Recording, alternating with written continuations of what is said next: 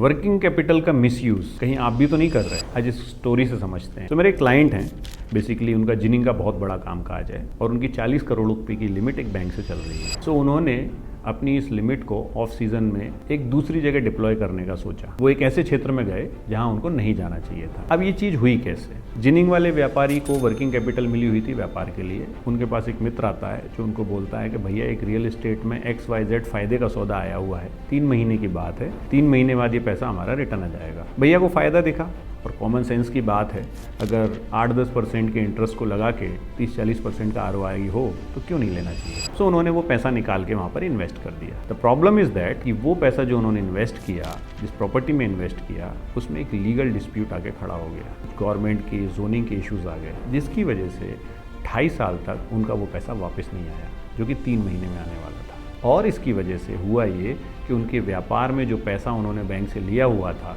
व्यापार के लिए, वो व्यापार का वो पैसा बिजनेस में डाल नहीं पाए, जिसकी वजह से उनकी फैक्ट्री आज बंद होने की कगार पर है। अब यहाँ स्टोरी से हमको सीख क्या मिलती है?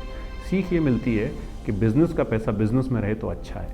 पर्सनल एक्सपेंसेस में, लाइफ स्टाइल को बेहतर करने में, पर्सनल असेट्स खरीदने में या इस तरह के इन्वेस्टमेंट्स में डालने से हम जिस बिज़नेस के कारण आज वो पैसा मिला है उस व्यापार को ही बंद कर देंगे। तो ऐसा आपके साथ ना हो, तो इसके लिए मैं आपको सोल्यूशन बताता हूँ। सोल्यूशन बहुत सिंपल है। जीवन में डिसिप्लिन होना चाहिए और डिसिप्लिन आप वर्किंग कैपिटल में भी रख सकते हैं। पहली चीज़ तो आपको ये करना नहीं चाहिए कि बिज़नेस का पैसा निकाल के इस तरह के एसेट्स में डालें, बिकॉज वो इलीगल है।